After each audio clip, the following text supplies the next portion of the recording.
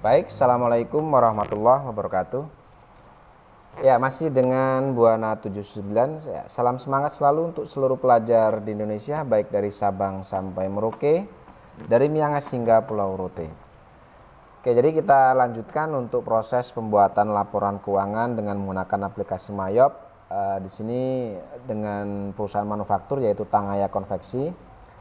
Di mana pada pertemuan sebelumnya kita sudah bahas mengenai bagaimana cara menginput saldo awal, ya, saldo akun ya dari masing-masing akun. Kemudian saldo piutang, lalu saldo utang dagang, kemudian dilanjutkan dengan menginput daftar persediaan, baik itu persediaan produk jadi maupun persediaan bahan baku. Dan yang terakhir kemudian kita memasukkan data piutang karyawan. Oke, baik, untuk mempersingkat waktu mungkin kita lanjut saja di sini. Kita langsung membahas mengenai bagaimana cara memasukkan atau menginput bukti transaksi yang ada di Tangaya Konveksi ke dalam aplikasi Mayop ini. Kita mulai dari bukti transaksi yang pertama. Di sini ada bukti memo atau bukti memorial, di mana untuk isi memonya sendiri bagian akuntansi ini diperintahkan oleh pimpinan untuk melakukan menyusun jurnal pembalik untuk produk dalam proses awal atau akhir periode yang lalu. Artinya kita lihat di sini untuk daftar produk dalam prosesnya atau data produk dalam proses yang terjadi di bulan sebelumnya, di sini terkait dengan pekerjaan dari pesanan TK021 ya. Di sini sudah diproses, yaitu atas pesanan dari PD Rizky Solo, yaitu tanggal 20 November. Kemudian pada saat proses untuk pesanan TK021 di bulan November, di sini sudah menyerap biaya-biaya produksi sebagai berikut. Ada biaya bahan baku itu telah menghabiskan 27.500.000. Kemudian ada biaya tenaga kerja langsung 18.400.000 dan biaya overhead pabrik itu 11 juta. Nah, atas data biaya yang sudah diserap atau yang sudah masuk dalam proses ini, maka ditugaskan kita untuk menutup ya atau membalik atau membuat jurnal pembalik atas data produk dalam proses ini atau biaya-biaya yang diserap dalam memproses pesanan TK21 ini. Nah, untuk membuat jurnal pembalik atau jurnal penutup atas produk dalam proses itu, kita akan catat di Mayop, yaitu kita masuk ke tab menu akun, lalu kita masuk ke record journal entry. Lalu di sini kita masukkan untuk nomor buktinya, di situ nomornya adalah 01/BM. Tanggalnya adalah tanggal 1 Desember 2021. Oke. Kemudian di sini untuk memonya kita kasih keterangan di sini adalah jurnal pembalik. Ya, jurnal pembalik, produk dalam proses. Nah, untuk jurnalnya sendiri untuk mencatat atau membalik adanya biaya-biaya yang telah diserap, yang pertama adalah kita lihat di sini untuk biaya bahan baku. Ini kita akan catat ke dalam barang dalam proses biaya bahan baku. Kita gunakan akun di sini adalah kode 5 good in process raw material expense, berarti yang ini. Oke, use nilainya di sini adalah 27.500.000. Lalu yang kemudian di sini ada biaya tenaga kerja langsung. Nah, untuk biaya tenaga kerja langsung ini kita akan catat dengan akun biaya tenaga kerja langsung atau barang dalam proses biaya tenaga kerja langsung atau good in process direct wages expense, masih dengan kode 5 ya, ini good in process direct wages expense use. Oke, nilainya di sini adalah 18.400.000. Lalu yang terakhir di sini ada biaya overhead pabrik ya, di mana untuk biaya overhead pabrik ini akan kita anggap sebagai BOP atau barang dalam proses factory overhead cost, masih dengan kode 5 tentunya, ini good in process factory overhead cost. Oke, di situ nilainya untuk BOP-nya adalah 11 juta. Lalu untuk menutup adanya jurnal, di sini kita akan tutup dengan akun barang atau persediaan barang dalam proses atau di sini good in process inventory ya, persediaan barang dalam proses. Use nilainya adalah sejumlah nilai biaya yang telah diserap ini 56.900.000. Oke, kalau sudah seperti ini kita tap ke bawah, pastikan out of balance-nya 0. Kalau sudah kita record. Oke, cancel. Oke, itu untuk bukti memo atau bukti transaksi yang pertama. Kita masuk ke bukti transaksi yang kedua. Ada bukti kas keluar di sini. Ada pengeluaran kas. Keterangannya di sini adalah untuk pembayaran gaji karyawan bulan November.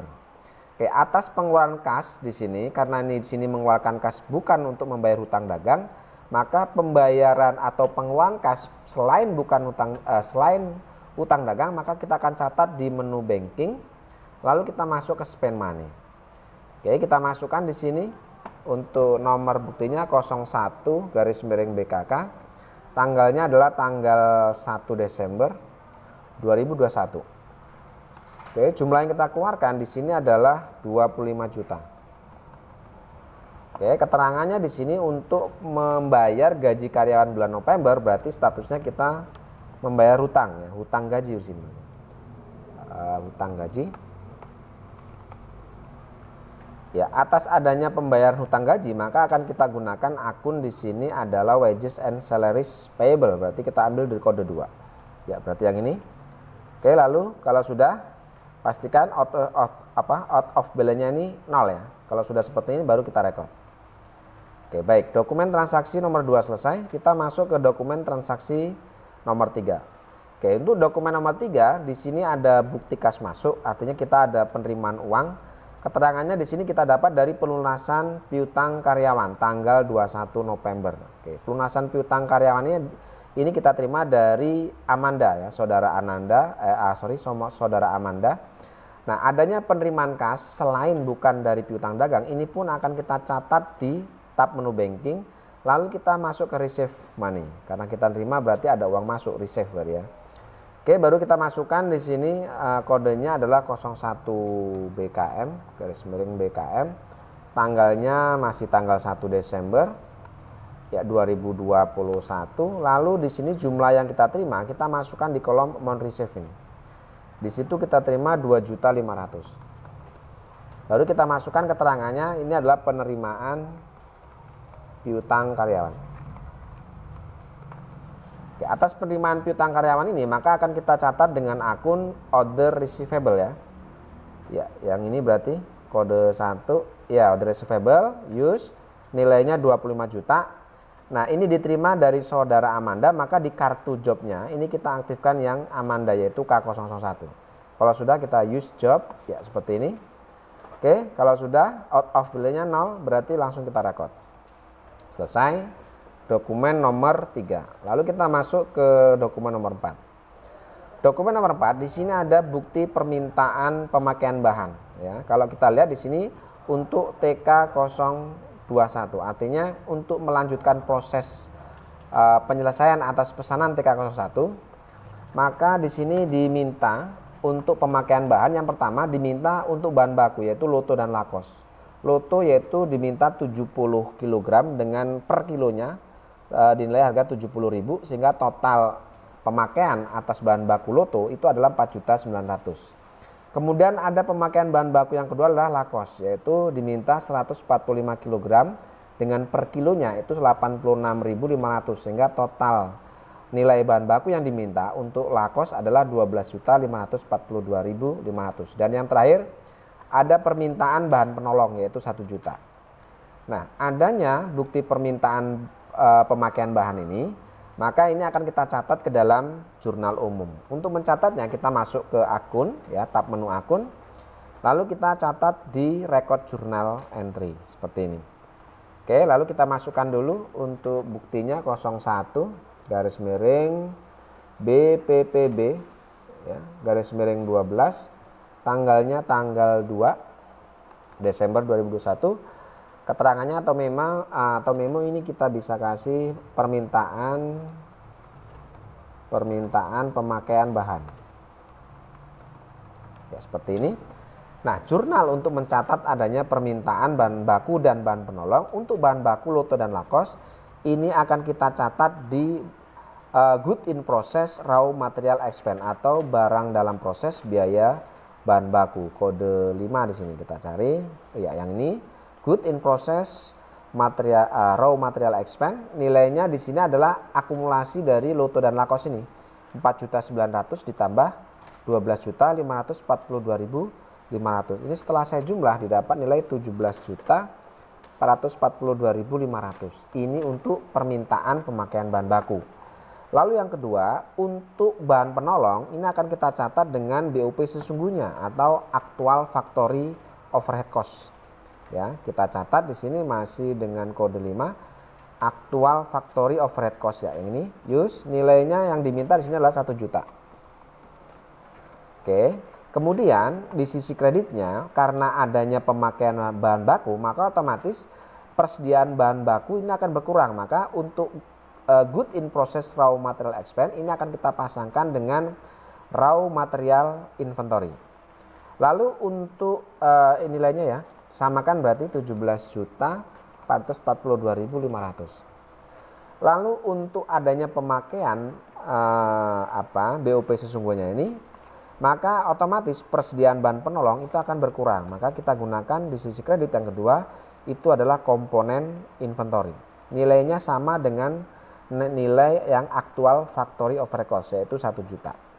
Oke, jika sudah seperti ini bisa kita tap ke bawah dan out of balance-nya sudah 0. Kalau sudah ini bisa kita record. Baik, itu dokumen nomor 4. Sekarang kita masuk ke dokumen nomor 5. Untuk dokumen nomor 5 di sini ada bukti kas masuk, artinya ada penerimaan kas. Kalau kita lihat keterangannya di sini adalah pelunasan piutang. Berarti kita menerima pelunasan piutang atau menerima uang dari pelunasan piutang dari customer kita. Di sini kita terima dari toko Sinar Jaya. Adanya penerimaan kas dari pelunasan piutang karena piutang itu muncul dari adanya transaksi penjualan kredit, maka kita akan masuk ke tab menu sales. Karena penerimaan kita masuk ke receive payment. Ya, seperti itu. Lalu untuk kolom customer ini kita ambil dari mana kita menerima piutang. Di sini kita lihat dari toko Sinar Jaya. Berarti customernya kita ambil yang toko Sinar Jaya. Ya, seperti ini. Baru kita masukkan nomor buktinya 02 BKM. Tanggalnya di situ tanggal 2 Desember 2021. Jumlah yang kita terima di sini ternyata adalah 23.520. Perhatikan di sini di bawah saat tadi saya mengaktifkan toko Sinar Jaya ini, maka histori atau riwayat terjadinya hutang di situ muncul di sini di kolom invoice ini. Kalau kita lihat di sini tanggal 25 ya sudah sesuai dengan yang di dokumen, kita menerima pelunasan piutang tanggal 25 di dokumen. Begitu kita lihat di Mayop ternyata di sini sudah sesuai. Nilai piutangnya itu sebenarnya adalah 24 juta. Ya, karena sesuai termin bahwa kalau kita menerima piutang kurang dari 10 hari maka kita dapat potongan 2% dari nilai piutangnya. Maka di sini ada dapat diskon kita yaitu 480.000. Sehingga jumlah piutang itu tinggal 23.520.000 dan jumlah piutang yang ada ini sudah sesuai dengan jumlah yang kita terima di sini yaitu 23.520.000. Nah, jumlah yang kita terima ini akan kita klik di amount applied ini, di kolom amount applied lurus dengan ini. Ya, seperti ini. Artinya jumlah piutang ini jika dibayar tanggal 2 akan menerima segini dan ini ternyata sudah kita terima sama jumlahnya. Jumlah yang kita terima akan kita masukkan ke sini. Kalian tinggal klik di sini di kolom amount applied. Kalau sudah kita tap ke bawah, maka otomatis out of balance-nya 0. Artinya sudah tidak ada piutang lagi di sini. Oke, kalau sudah seperti ini kita bisa record. Ya, print letter. Selesai dokumen nomor 5. Sekarang kita masuk ke dokumen nomor 6. Baik, untuk dokumen nomor 6 di sini ada voucher kas kecil. Artinya voucher kas kecil berarti pengeluaran yang dilakukan oleh petty cash. Nah, sebelum kita catat ke dalam jurnal, kita lihat dulu untuk kebijakan akuntansinya terkait dengan pengeluaran kasnya. Kita lihat di kebijakan akuntansi terkait dengan pengeluaran kas di sini. Perhatikan di pengeluaran kas di sini tercatat bahwa pengeluaran kas di atas 3 juta itu dilakukan dengan menggunakan cek yang didukung dengan bukti pengeluaran kas. Kemudian pengeluaran kas kurang dari 3 juta atau 3 juta ini akan dibayar dengan menggunakan dana kas kecil. Tetapi yang perlu kalian ingat adalah di sini. Katakan bahwa sistem pencatatan dana kas kecil ini menggunakan sistem dana tetap atau impress fund system. Artinya, jika sistem yang kita gunakan adalah sistem dana tetap atau impress fund system, maka setiap adanya pengeluaran kas kecil ini akan di backup oleh cash in bank. Maksudnya bahwa setiap adanya pengeluaran kas kecil ini akan di backup oleh cash in bank, Artinya bahwa setiap adanya voucher tadi nomor berapa? Ya, setiap adanya pengeluaran voucher seperti ini tidak perlu kita catat. Nah, tidak perlu kita catat bukan artinya tidak dicatat, tetapi voucher ini akan dicatat saat adanya pengisian dana kas kecil oleh cash in bank, yang tujuannya adalah untuk membayar seluruh pengeluaran-pengeluaran yang dilakukan oleh petty cash ini atau voucher ini. Jadi sekali lagi, jika metode yang digunakan sistemnya adalah sistem dana tetap, maka setiap adanya pengeluaran voucher kas kecil seperti ini sementara tidak perlu kita catat dulu. Nanti akan kita catat apabila adanya pengisian dana kas kecil oleh cash in bank untuk menutup adanya voucher kas kecil ini. Ya, jadi untuk bukti dokumen nomor 6 ini kita lewati saja, ya. Ini akan kita catat seandainya nanti di akhir periode atau di akhir bulan ada pengisian dana kas kecil. Oke ya, jadi dokumen nomor 6 kita lewati. Sekarang kita masuk ke dokumen nomor 7. Baik, dokumen nomor 7 di sini ada faktur. Faktur itu adalah bukti transaksi kredit. Nah, di sini penjualan kredit atau pembelian kredit ini ditentukan oleh KOP-nya. Apabila di sini kita lihat KOP-nya adalah perusahaan PT Berkah, artinya bukan perusahaan kita, bukan Tangaya Konveksi, maka bisa dikatakan ini adalah pembelian secara kredit.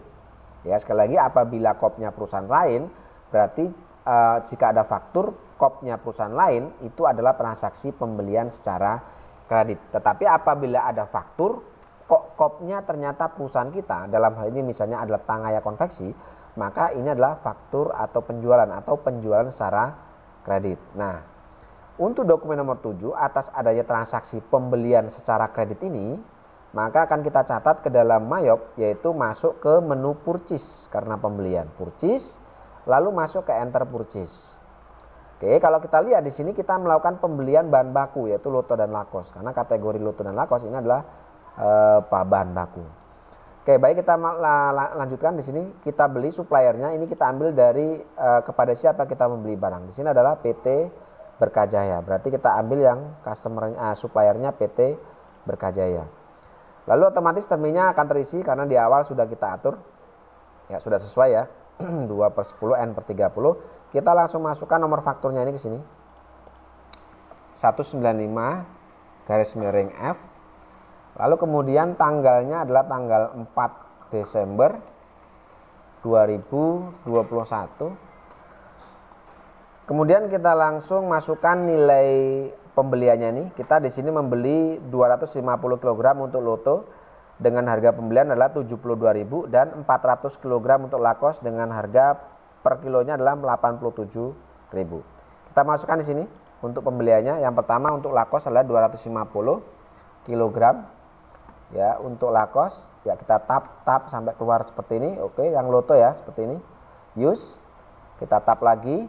Oke, pembeliannya adalah 72.000. Ya, seperti itu. Lalu yang kedua, untuk lakos itu 400 kg. Kita tap lagi ya, lakos. Use, kita tap lagi, baru kita masukkan nilai pembelian per kilonya yaitu 87.000. Ya, seperti ini. Lalu kita lihat ke bawah, lihat bahwa total pembelian itu adalah 52.800. Di sini sudah sama ya, 52.800. Kemudian PPN 10%, 5.280. Di sini pun sama, untuk PPN kita lihat di kolom teks ini, 5.280, sehingga total seluruh hutang dagang muncul di sini adalah 58.080.000 dan ini sudah sesuai. Oke, kalau sudah seperti ini bisa kita rekod. Kita geser dikit. Ya, seperti ini. Ya, ini bisa kita rekod. Ignore. Ya, no. Oke, lanjut ke dokumen nomor 8 di sini. Oke, dokumen nomor 8 di sini ada bukti kas keluar, ya, bukti kas keluar. Di sini keterangannya adalah untuk pelunasan utang. Berarti kita mengeluarkan uang ini untuk membayar utang dagang. Adanya utang dagang itu pasti muncul diakibatkan karena adanya pembelian secara kredit. Maka untuk menginput pengeluaran kas untuk membayar hutang dagang, maka kita bisa masuk ke tab menu purchase, lalu kita masuk ke pay bill. Nah, sekarang kita masukkan suppliernya, kita bayar kepada siapa? Di sini kita lihat bahwa ini dibayarkan kepada PD Putra Abadi. Berarti untuk suppliernya ini kita ambil PD Putra Abadi. Baru kita masukkan nomor buktinya 02 BKK. Ya, tanggalnya di situ kalau kita lihat tanggal 4 Desember 2021. Jumlah yang kita keluarkan di sini adalah 4 Desember ya. Jumlah yang kita keluarkan di sini adalah 21 juta.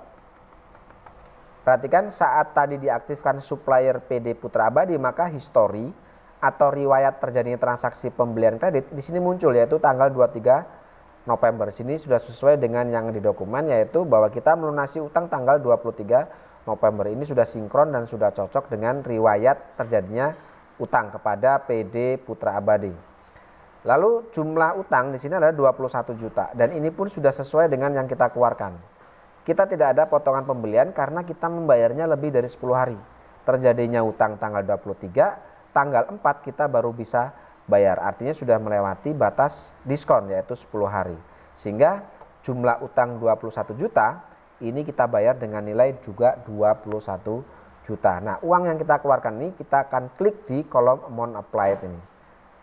Ya, lalu setelah itu baru kita tap ke bawah, pastikan out of balance-nya 0. Ini menandakan jika 0 berarti sudah tidak ada utang dagang lagi. Kalau sudah bisa kita record. Lalu dokumen nomor 9. Ada faktur penjualan sini. Ya, faktur penjualan. Kenapa? Karena di sini kopnya perusahaan Tangaya Konveksi atau perusahaan kita perusahaan yang sedang kita buatkan laporan keuangannya.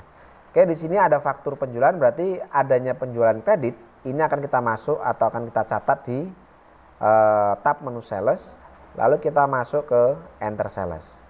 Oke, untuk layoutnya sendiri kita rubah karena ini masih layout dalam bentuk perusahaan jasa. Kita klik layout ini, kita pilih item sehingga format invoice-nya akan berubah seperti ini. Oke, sekarang kita jual kepada siapa? Untuk customernya ini kita ambil dari sini. Di sini kita jual kepada PT Prima Andalas. Berarti yang ini. Oke, lalu kita keluarkan di sini otomatis ya, terminnya aktif karena sudah otomatis di awal tadi sudah diatur. Kita masukkan invoice-nya itu 011 garis miring FV. Ya, tanggalnya di situ adalah tanggal 5 Desember.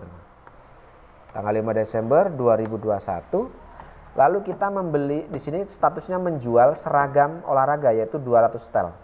Kita masukkan nilai penjualan di sini 200 setel. Ya, 200 setel. Ya, yang kita jual di sini adalah TK017. Kita cari produk TK0, berarti yang ini. Ya, ini use. Lalu kita tap. Kita lihat nilai penjualan di sini satu setelnya kita jual 225.000. Ya, kita tap ke kanan.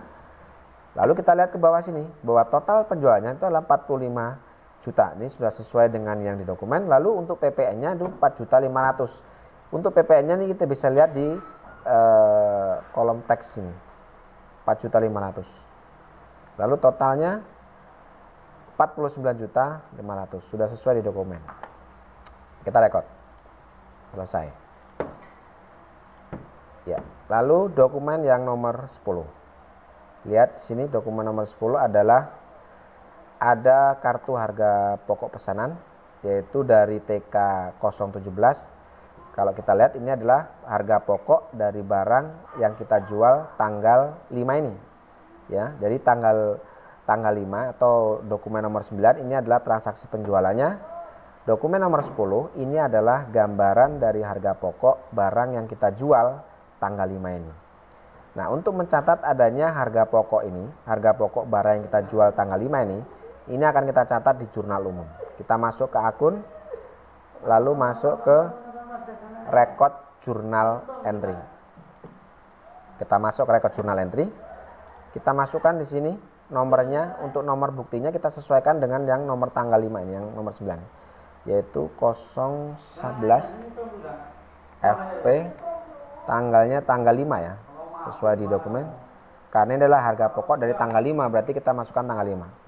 Oke, untuk keterangannya kita masukkan kartu harga pokok pesanan atau harga pokok pesanan. Oke, jurnalnya sendiri ini akan kita gunakan cost of goods sold. Oke, nilainya adalah 32.800.000. Dan kreditnya kita gunakan finish good inventory karena kita jual barang jadi ya. Finish good inventory use nilainya sama 32.800.000. Oke, kita tap ke bawah hasilnya. Kalau sudah kita record.